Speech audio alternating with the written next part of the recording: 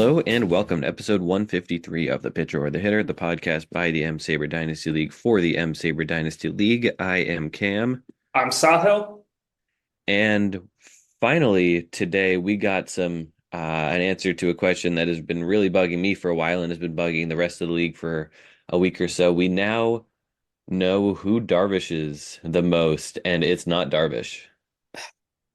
Yeah, I still have to go back and listen to that segment exactly, but the way it's been described to me was hilarious. And why don't you tell the listeners who that player actually was? So the all-time Darvish leader with 92 Darvishes, which is an insane amount of Darvishes, was Burleigh Grimes. Now Burleigh Grimes Darvished 25.7% of the time he had a chance to, which is just absurd. He yeah, one over a quarter of the times he came into the sixth with a quality start, or came into the seventh with a quality start. He left the seventh without a quality start. Um, so Burleigh Grimes is the Darvish King. Here he was a Hall of Famer, by the way, Hall of Fame pitcher Burleigh Grimes. 270 career wins, 52.9 baseball reference WAR. Pitched for the Cubs and the Cardinals and the Dodgers and a lot of teams from 1916 to 1934. Um, so yeah, that is our patron saint, Burleigh Grimes, Darvish King. In more recent history, since 2000, they figured out um, the most Darvishes since then would be someone named Doug Wachter. I'm not familiar with Doug Wachter, are you? No, He that name. pitched from 2003 to 2009 for primarily the Devil Rays. He was, he was not very good. Um, he Darvished, I guess that in terms of percentages, that is, he Darvished six times in 43 chances to Darvish, or in 37 chances to Darvish, that is. Um, so that's, yeah, not great either. I guess for more recent guys who Darvish a lot, Cliff Lee Darvished 21 times in his career. Felix Darvished 16 times. Justin Verlander has Darvished 14 times. James Shields 16 times. Um, Scherzer's Darvished 11 times. The king recently, though, seems to be Aaron Nola, who has Darvish 10 times and debuted in 2015. That's twice as many as Yu Darvish has himself. Or no, Darvish has Darvish four times, which is not very often in all things considered. So Aaron Nola, maybe in recent memory in league history, that is, has Darvish the most. That's interesting. Nola Darvishing that many times doesn't exactly surprise me because I know he tends to pitch a little deeper into games. I mean, he threw 8 innings today. Um, Uh, and I do remember some instances where he kind of blew it afterwards. But yeah, I'm glad we got the answer to that question. That was incredibly fun that what was it, Effectively Wild was able to put that Yeah, together. effectively wild. Yeah. Uh, so that is yeah, very exciting. In their Stat Blast segment, we're able to kind of get that figured out. So among guys, Kenny Rosenberg, who debuted in 2022, had one quality start ever through six, and he immediately Darvished it. That was his only chance at uh, his only chance at a quality start in his career, and he went and Darvished it, unfortunately. So poor Kenny Rosenberg. Um, that is a shame. Poor Kenny Rosenberg, indeed. Damn. I think he's with the Angels. Hopefully, he gets another chance at some point to not Darvish, but uh, that's rough. Uh, Hmm. Yeah, no, absolutely. Cy Snead has had two quality starts through six, and he Darvished one of them. Um, Tom Eshelman, Luis Gohara are guys who Darvished and didn't have a lot of chances. So yeah, those are the guys. On average, recent pitchers Darvish about 2.5% of the time. Um, so Aaron Nola's 6% definitely puts him 6.1% definitely puts him in bad territory there. Interesting. Yeah, I think Darvish is with just how many pitchers are not going deep into games anymore is going to be something that becomes increasingly rare.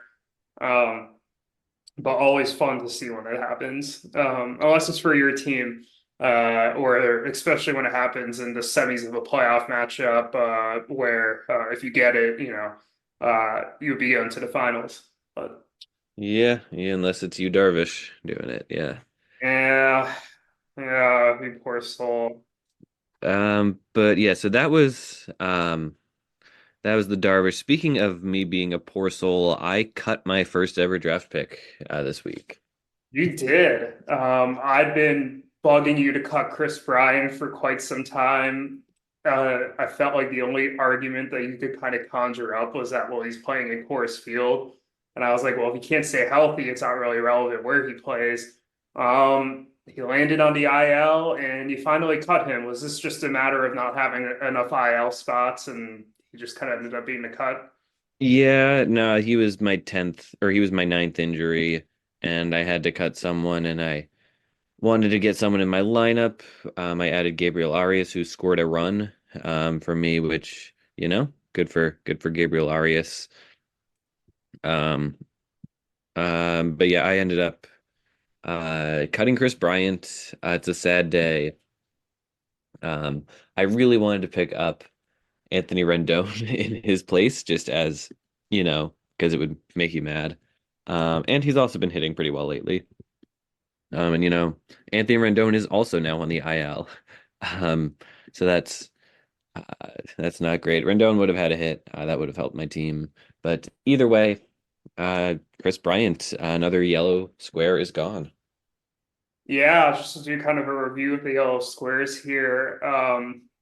There are now 12 yellow squares left, four of which are on my team, two apiece on yours team and Yuki's team, and then one on Anthony's team, one on Connor's team, one on Ruthvik's team, and one on EBL. We both projected that in our Yellow Squares episode that Kris Bryant would be the 14th to last player to leave their inaugural team, and that number ended up being 13th, so we were pretty close. Well, look at my boy exceeding expectations. Oh God, uh, that is funny. Well, if our projections are true, um, well, the next player that we have projected to come off the list that has not come off the list is Matt Manning. He was our combined 17th player. But the guy we had as our combined 12th player to come off was Christian Yelich. So Well, uh, we'll see if maybe I get a little crazy here and trade Christian Yelich. Uh, that's true. Well, you did this week trade away a very long time yellow champ. I did. That is a great segue. Um, this came together really quickly. And in fact, I had no idea you were interested in the player that you traded for until like very shortly before this trade went down. But I traded you Max Muncy and a conditional pick for Sonny Gray and a conditional pick because you and I always seem to find a way to find a fun condition and throw it in the trade. If Muncy hits 20 or more home runs in 2024, I get your next available third. And if Sonny Gray gets 10 or more quality starts in 2024, I give you my next available third. Right, yeah, so that was the deal. The conditions I don't really care about. We just kind of threw them in at the last minute without thinking about them too much. But yeah, this deal, I guess from my perspective, I have a ton of pitchers coming off the IL very soon. I mean, my corresponding move for this was activating Jordan Montgomery off the IL, but I've also got Framber coming back soon. Um, I've got Bueller coming back soon. I have Darvish isn't going to be on the IL for too long, I don't think. So I've got a lot of guys. I'm about to have a very big surplus of starting pitchers. I figured I'd trade away one. It was tough to part with Sonny Gray. He's great. I like him a lot, but he just kind of made sense as a guy to move on from here. And Max Muncy, I was rostering one third baseman, one third base eligible player at the start of the year. So, always nice to get a second one in my lineup. Muncy's solid. He hits the ball well. He went over 6 in my lineup this week. Whereas my other third base eligible player, spoiler alert, is going to be a matchup MVP. Um, so that's how it goes. But I think over the rest of the season, I'm going to be very happy to have Max Muncy in my lineup. And I don't know if he'll necessarily be long for my team. I'll probably trade him. And I think at some point, I'm going to have to trade a bat in the not too distant future anyway to get Jackson Merrill on my roster. Um, but I think this was a very win-win veteran for veteran kind of we're each trading from a surplus here. I think it was a fun deal in its own way. Yeah, I agree with everything that you said. Muncie's somebody that I've been trying to trade for a little while now, just kind of in my quest to get a little younger on the hitting side. I still think he's solid, although there has been a little bit of a decline in the skills that I'm slightly worried about. That being said, I mean, he hit 36 homers and 105 ribbies last year. He's batting in the middle of an awesome Dodgers lineup. Like, I still think he's a great fantasy asset. But Jordan Westberg has really made him expendable. I mean, you could reasonably argue, and reasonably argue that Jordan Westberg has been the best uh, hitter for the Orioles this season, especially from a fantasy perspective. Um, he's just been awesome. He's bouncing between second and third base, mostly third base now the holidays up.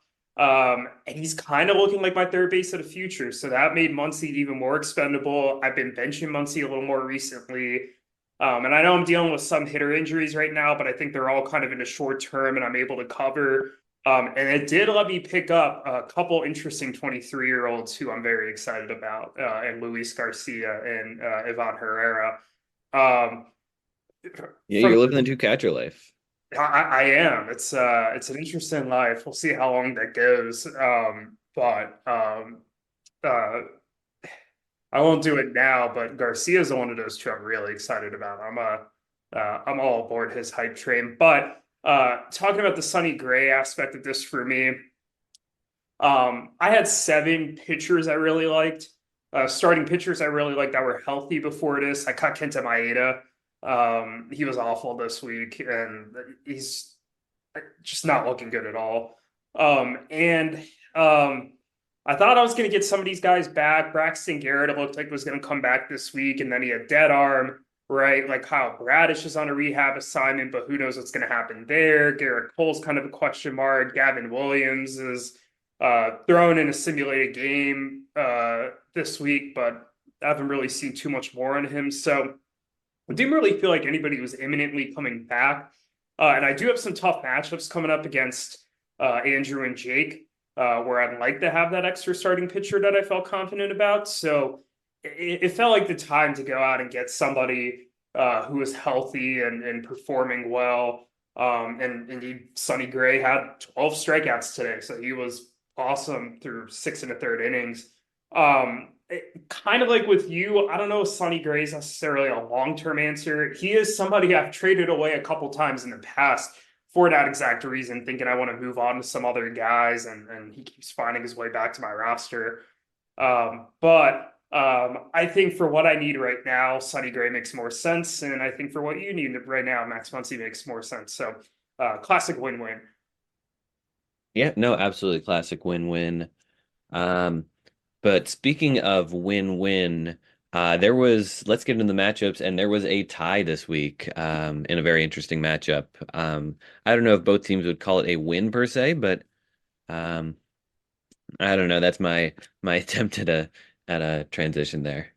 Yeah, this has to be one of the weirdest matchups that I've seen in a long time in this league. So when I was talking about this matchup as our matchup to watch it in last week's episode, I was like, hey, like Jake's team is hitting really well, but they're having some pitching issues, right? You know, quality starts have been an issue. He lost Spencer Strider, Garrett Whitlock got hurt this week, right? And then I was like, Ruthvik's team's been pitching very well. Um, well, it flipped this week. Neither team hit great, but Ruthvik's team definitely outdid Jake in 5 of the 6 categories. The only one he lost was home runs.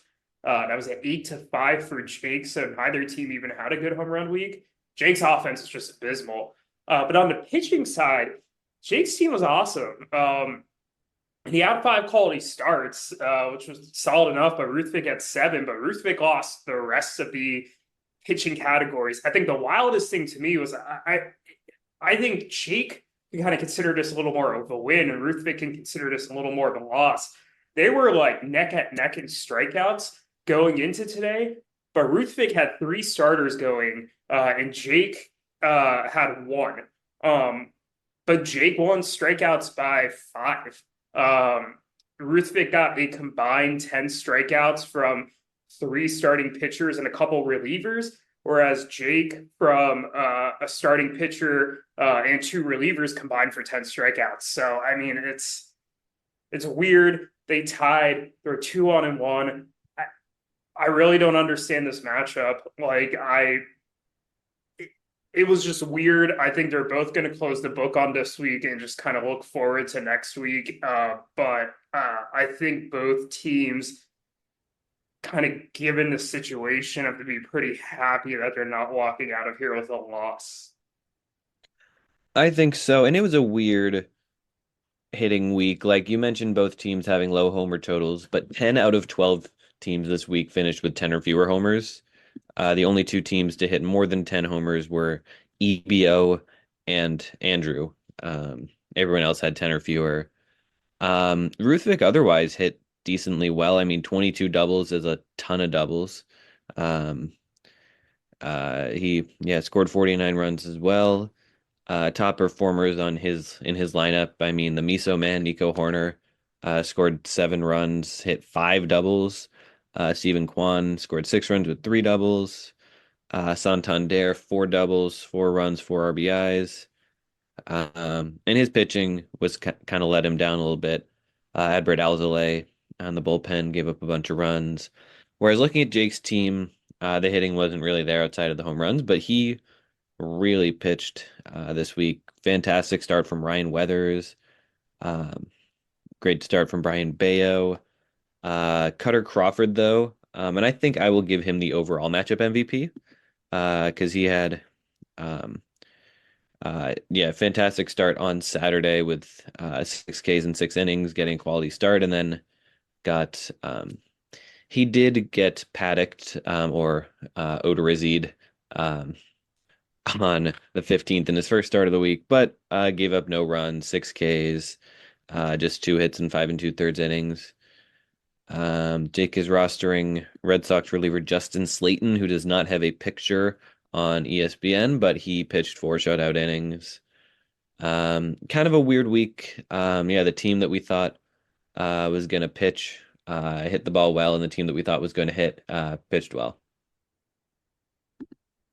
Yeah, I don't understand it, but that's why we play the games, right? Because we never know how this is actually going to work out.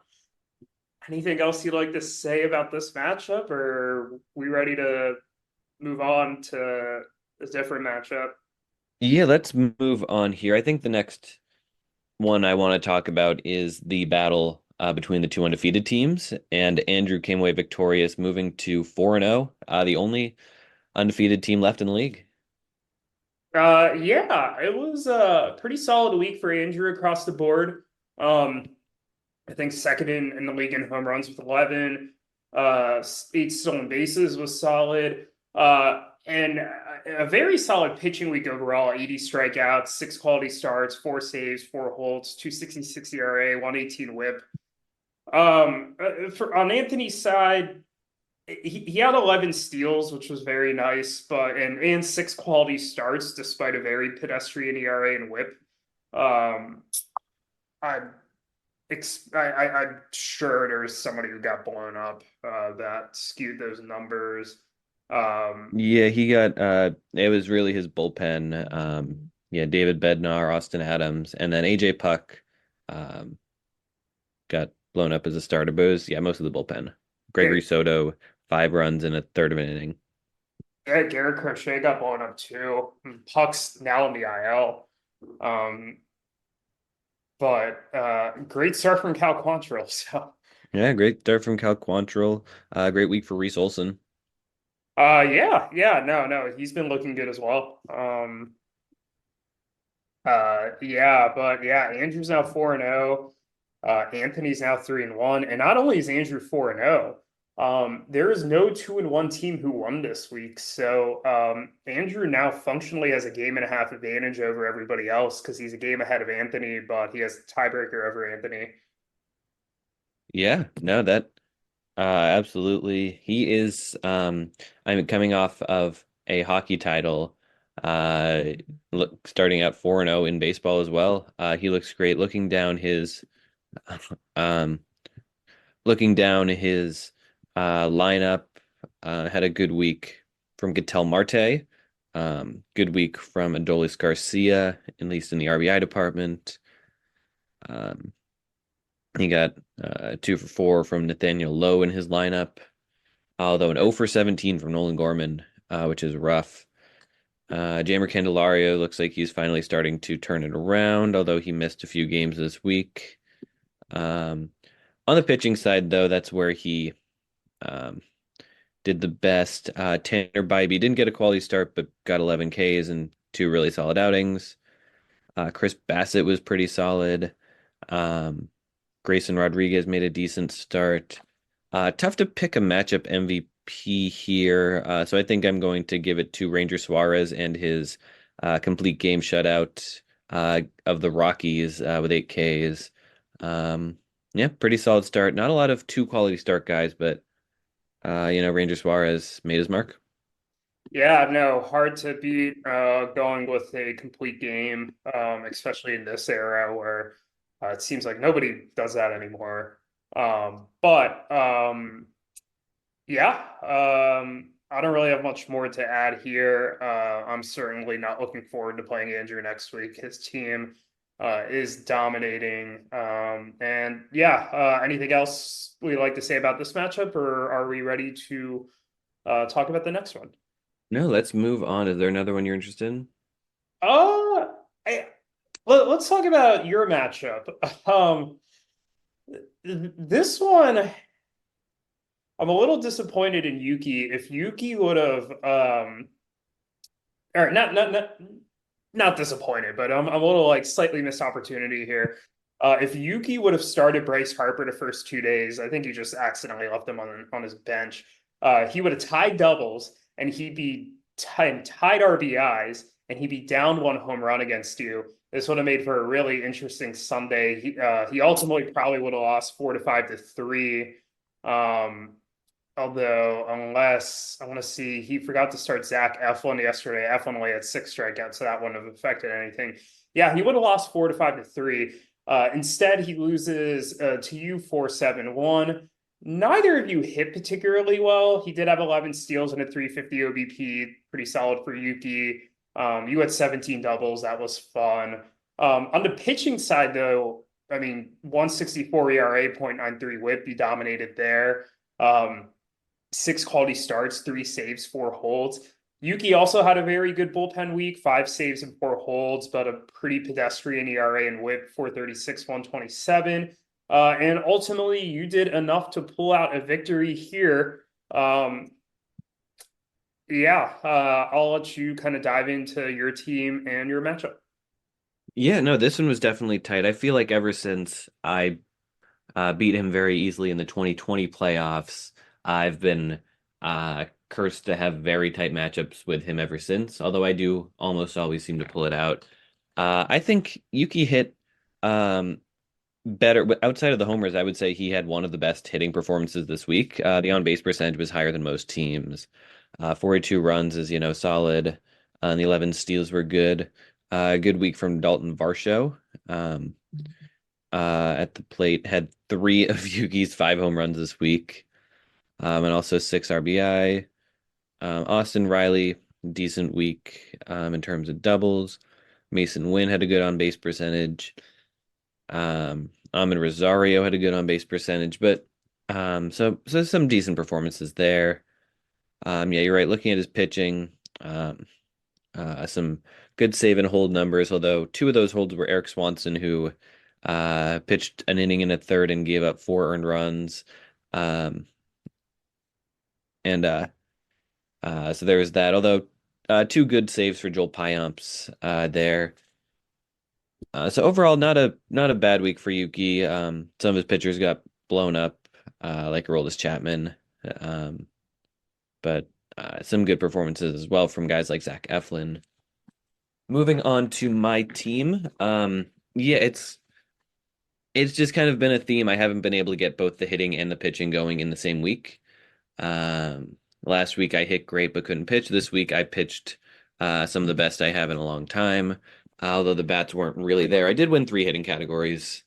Um, so there's that, but really it was the pitching where I shined. Great start for Kikuchi, um, who's now made 3 really strong starts in a row after getting blown up in his first start. Um, uh, Fantastic performance from Tanner Houck, complete game shutout, 9 Ks, just 3 hits allowed. Good start. Um, Good start for Sonny Gray when he was still on my team. Great first start from Jordan Montgomery. Great 7 1/3 innings from Zach Wheeler, who bounced back after not having the best week last week against Jake. Yeah, so a lot of great pitching performances from my team. On the hitting side, though, good week for Lindor, who hadn't had the best start to the season. Good week for Soto. Match of MVP, though, like I alluded to earlier, has got to be Alec Bohm. I maybe still my best third baseman here. He drove in 8 runs, hit 2 huge homers, and 2 huge doubles and 5 runs.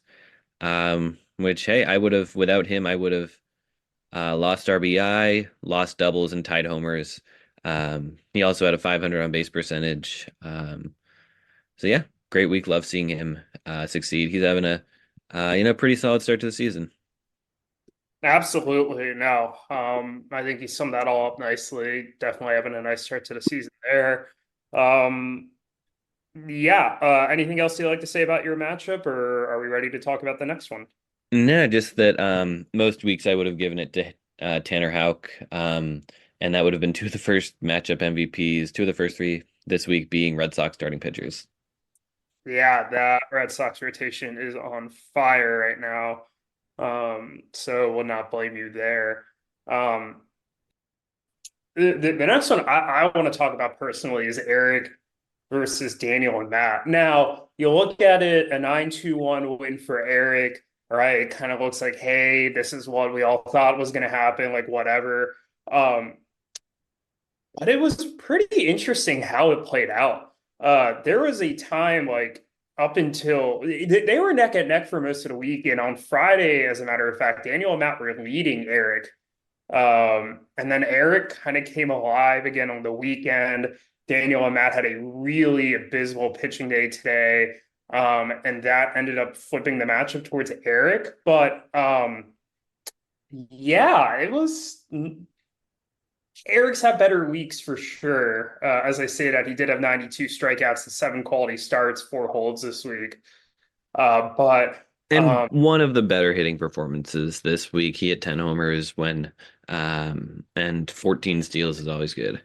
yeah, that did not set a franchise record for him. His franchise record is 15. That would have been wild if he set another offensive hitting record of his after getting two of those last week. But yeah, interesting week. Daniel and Matt didn't really hit too much, but they kind of stayed competitive in home runs, RBIs. And then from a pitching perspective, five saves always great. They tied Eric and Holds. They were winning ERA and WHIP for good chunks of it, or they were winning ERA for good chunks of the week, but as I alluded to earlier, kind of shat the bed today. But kind of a mixed bag for them. Anybody you'd like to highlight in particular? Yeah, and I think this matchup just we're recording live. I think it just flipped back to 10 to 2. Yeah, Daniel and Matt did not hit the ball very well. I would say outside of Blaze Alexander, and maybe Mitch Haniger. But some rough performances. An 0 for 16 from Nolan Jones, an 0 for 14 from Jose Abreu, who I am shocked is still on this roster. He is batting 068 to start the season. But they had some decent pitching performances. They had five saves, three of them for Tanner Scott, um, and the other two from Ryan Helsley. So the bullpen was good. As for Eric, I would say he uh, had a much better week um, than than a lot of teams did. A good start from Michael Waka. Um, a good start from George Kirby bouncing back against the Reds. Um, yeah, good start from Michael King, who, he's looking like a major league starting pitcher. He, uh, I am buying in on Michael King. I think Eric has a decent one here. Looking at um, the hitting, trying to see if any hitters are better than the pitcher I have in mind. Good week for Vinny P. Good week for Marcelo Zuna. Uh, you know what? Yeah, matchup MVP goes to Ellie with a shout out to Tyler Glasnow's 15 Ks in 13 innings, getting a quality start there. His ERA was a bit high. Ellie, though, 565 on base percentage. He walked seven times this week, and he has been striking out at like a 20% rate over the past 2 weeks or so, which is way better than he was most of last season, earlier this season. Stole four bases, drove in 5 runs, homered twice. This is not going to be the last time Ellie De La Cruz is named matchup MVP for Eric.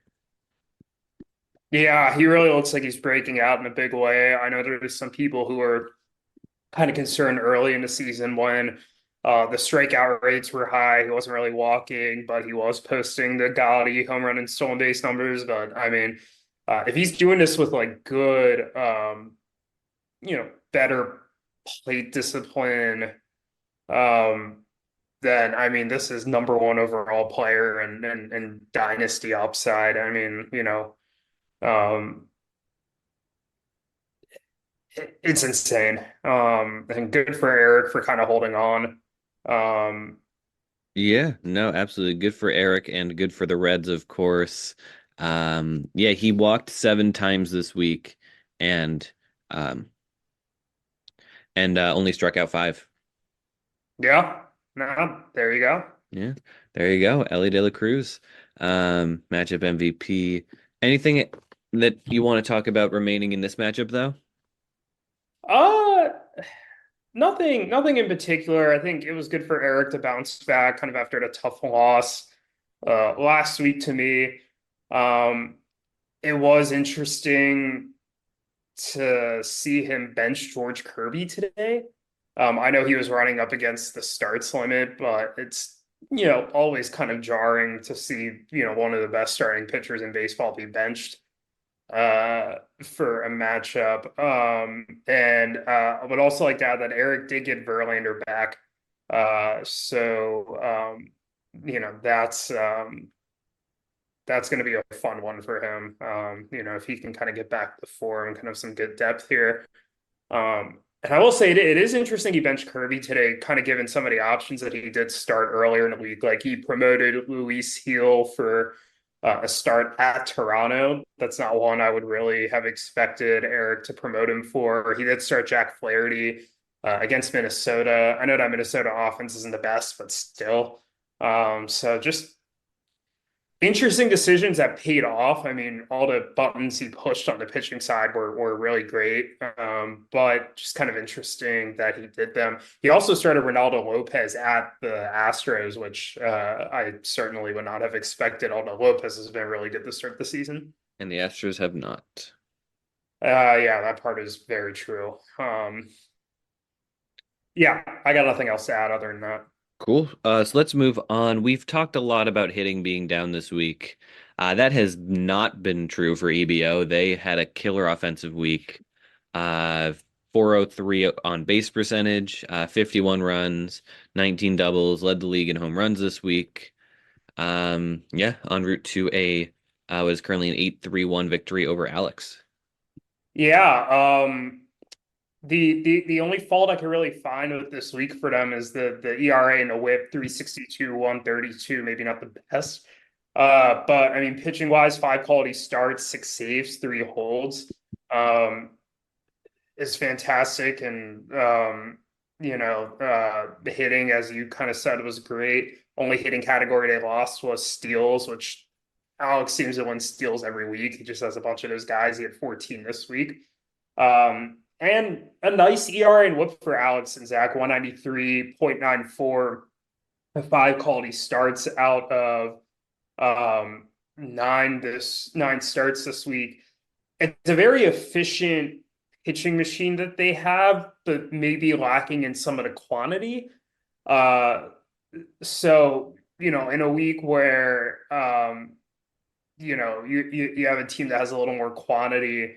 It's a little tough sometimes to win all of the pitching categories, but I still like a lot of what they were able to do this week. But yeah, EBO moves to 2-2. Alex and Zach move to 1-2-1. Yeah, absolutely. On the subject of Alex's pitching, you know who's having a great season? Spencer Turnbull. Yeah, kind of out of nowhere. I'm curious what they do when Taiwan Walker comes back.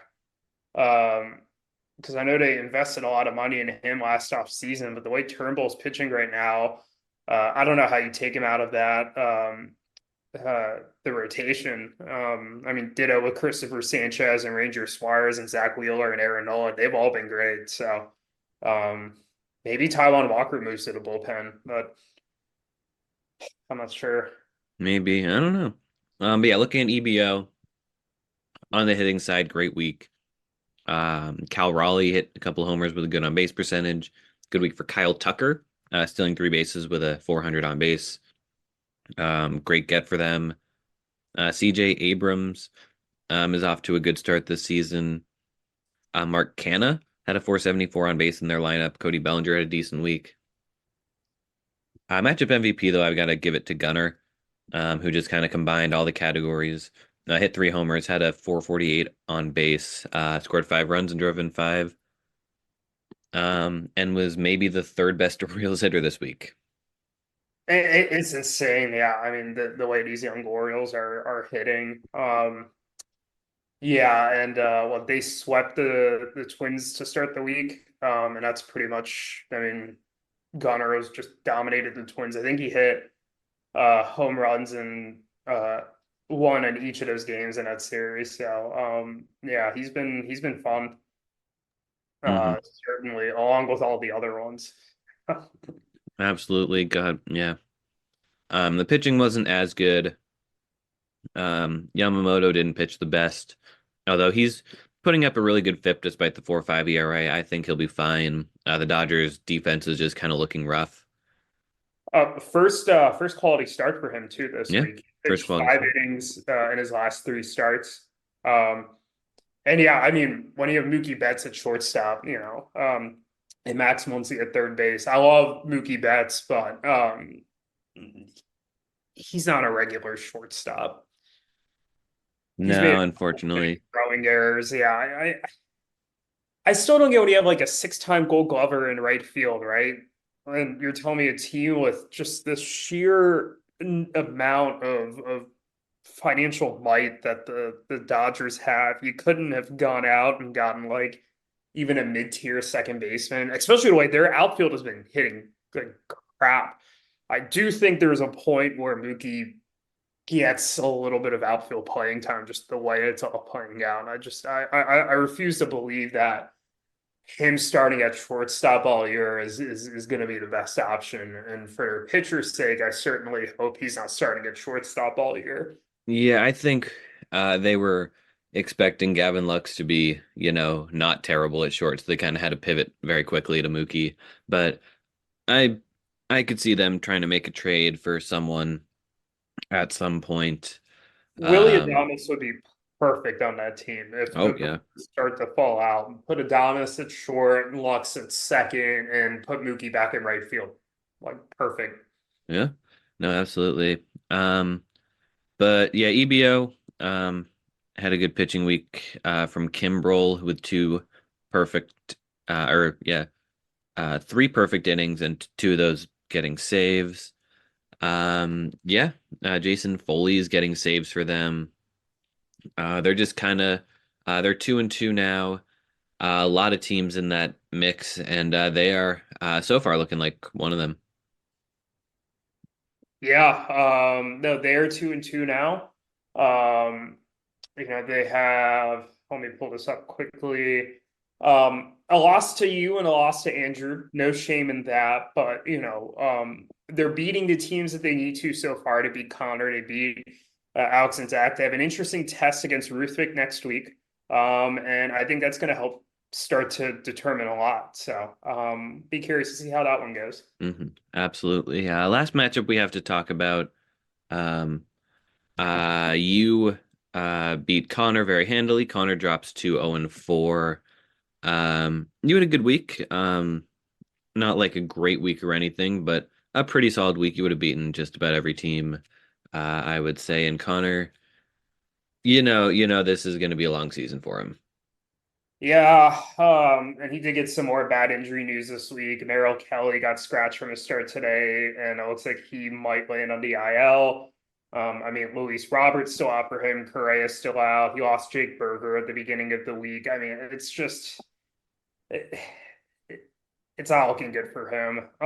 But yeah, he was able to promote Jared Jones this week. Got a good start from him. There's a foundation there. But yeah, I mean, looking at my team here, I mean. I swept the offensive categories. The team's just been dominating offensively this year. They're first in all of the categories but steals. I think I was fourth going into today. And then pitching wise, nice to see a rebound and kind of continuing from last week. The 3.36 ERA and 122 whip are solid. The both of those numbers are elevated by me making a last second decision to start Kenta Maeda against the Rangers because I was like, I'm going to win anyway. Let's see if maybe he does something.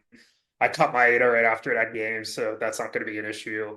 But really happy across the board at the other stats, pitching wise, and just, I mean, my team as a whole. I mean, solid weeks from a lot of the bats. I mean, Jordan Westberg had a 500 OBP, two homers, eight RBIs, and a steal. Trey Turner's been on fire, 10 runs this week, five doubles, a homer, four ribbies, a steal, 481 OBP. Mookie Betts had a 444 OBP, three ribbies, two steals. Then on the pitching side, I mean, Aaron Nola really rebounded after a tough start to the season. 15 and a third, three earned this week, 16 strikeouts, two quality starts. Christopher Sanchez at six straight shutout innings. Brian Abreu's bounced back. He had three holds this week. Dylan Cease had a nice quality start. Sonny Gray, 12 strikeouts and six and a third, two earned today. Nestor Cortez really bounced back, seven shutout innings. Really just fun across the board for me. Kirby Yates, three saves this week of an inning and a third. And inning and a third each. He's been a great pickup. So really, really fun for the saves. Yeah, Kirby Yates. How about that? Yeah, it's Also, taken. speaking of Yates, this is what I find really funny about relievers is just how they travel and just like kind of what ends up happening with him. Kirby Yates was a guy that I traded for back in 2020. I got him and Giovanni Gallegos. Or hold on, I got him.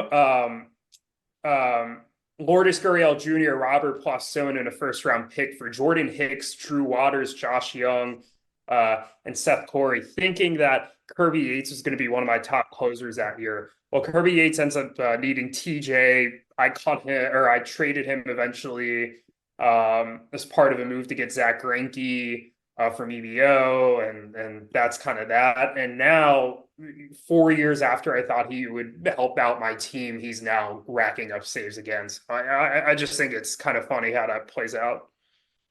Yeah, no, absolutely. Pitchers are weird and relievers are extra weird. I will leave it up to you. Is Nola or Westberg your matchup MVP? Yeah, I was thinking about that.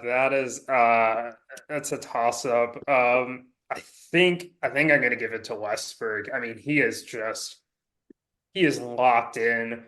And I do want to kind of give I would say Nola perhaps if it was tougher competition, but he did have the Rockies and the White Sox this week. Whereas Westberg basically knocked Cole Reagans out of the game on Saturday with his second hit of the second inning against him. Um, Among some other solid twin starters he got hits against this week. So for that quality competition, I think he deserves it. He's been awesome. I did read a Dynasty baseball tweet today that said that Jordan Westberg is moving into the top 100 of their Dynasty rankings. So Mm, I think the hype train's real. I think so. Definitely a hype train, for sure. Yeah, I think it's personally legit what he's doing, but we shall see. We shall see. But yeah, that was week 4 in the books. Any last words on this week before we talk about the next one? Uh, no, no, I don't really think there's anything else. Next week has some interesting matchups. And we didn't talk about this beforehand, but I personally think that the matchup to watch this week is a rematch of the semis. Me versus Andrew. Andrew has not lost a game since that semifinals matchup. I'm 2-1-1. He could really start to distance himself from some of the better teams. He would have functionally a 3 game advantage over me if he can win. It'd be 2.5 in the standings and then a half game because he'd have the head to head. He's already beaten you and Cam, or you are Cam, you and Shake and EBO this week. I mean, if he could beat me, be 5-0 after a brutal start to the schedule. I mean, shit, that'd be really nice. I mean, as for me, I think I've played better the last 2 weeks, and I'm really curious to see if I can kind of keep that up. But yeah, with a shout out next week to Ruthvik versus EBO. This was our 6th and 7th ranked teams in the power rankings going into the season. Uh, EBO's 2-2, Ruthvik is 2-1-1. Um, I think it's a pretty equal matchup, and I'm really curious to see who comes out on top there. I agree. That is a very interesting one. Yeah, shall we pick it? Yeah, let's pick them. Let's go over first how we did last week. You and I both have really good pick 'em weeks. We both picked myself to win. We both picked Andrew to win. We both picked Eric to win, and we both picked you to win. Went 4-0 there. We both picked Jake to win outright. Obviously he tied. And you picked an EBO win. I picked an EBO tie. EBO did pull out the win. So you went 5-0-1 on the week. I went 4-0-2. You are now a half game ahead of me in the rank in the pick'em, which means that you once again will pick first. All right. I think getting spicy right off the bat. I think Ruthvik versus EBO has tie written all over it. There's no way this matchup does not tie. Um, I think as for the other matchups, I think I will beat Alex and Zach. I think uh, Jake will beat the Drury. I think uh, I and then the rest are kind of sneaky. Um, I think Eric will beat Anthony, although Anthony is 3-1 with a win over you. I think Yuki will beat Connor. Yuki is always kind of interesting, and I think Connor's team is really miserable this year. Sorry, Connor. Um, and although Yuki always kind of has a weird way of losing matchups he should win. And then lastly, it's you versus Andrew, and I think I'm, gonna go with the fun answer and say Andrew moves to 5-0 with wins over just about all the best teams already. Interesting. Okay, I'll pick the easy ones first. I'll pick Jake over Daniel and Matt. I will pick you over Alex and Zach. I'll pick Eric over Anthony. I'll pick Yuki over Connor. Um, the other two are the interesting ones to me. I mean, I think Ruthvik and EVO is basically a coin flip. Um, I think. Uh, let's see. I might literally just flip a coin to pick it. I don't want to pick a tie. That's the cop out, and you already picked a tie. I'm gonna pick EBO. You know why? They have a two-start week from Tariq Skubal. Carlos Rodon pitches tomorrow against Oakland. That should be a good start for a good landing spot for him. They are hitting pretty well. Ruthvik had kind of a weird week this week, but yeah, I'm gonna pick EBO there. And I'm gonna pick myself to beat Andrew. I know Andrew's been playing really well. He's the trendy team right now. I certainly wouldn't be surprised if he wins. I wouldn't be surprised if either of us wins. But I think my team's starting to hit its stride. It's really just dominating everybody offensively. And I'm confident in my pitching staff to hold up. Especially now that I've kind of swapped out some underperforming pieces and added, Sonny Gray. Um, I do think one thing I mentioned to you off air was Grayson Rodriguez was supposed to have a two-start week with one of those starts against Oakland. It hasn't showed up on ESPN yet, but Grayson Rodriguez is no longer going to get a two-start week. He's not getting that Oakland start. It's just going to be a one-start week. So, um, I'm I think I can pull it off. Although I mean Andrew seems dominating right now across the board, and it's not going to be easy. This is probably my toughest test all year. Yeah, no, absolutely. Gonna be an interesting one for sure. Yeah, lots to look forward to this coming week. Any last words here before we head off into this night? Yeah, so I'm gonna spoil it for you, but it's whatever. By this time right now, Ruthvik should have proposed to his girlfriend, so congratulations. Ah, Um, yeah, and I'm sure we'll hear an update from him later today. Today meaning the day of recording. But yeah, he was supposed to, I think around 6:30 his time, roughly around then. So I'm sure we'll hear about it soon. But congratulations to Ruthvik. So um, yeah. yeah, absolutely. Congratulations to the both of them.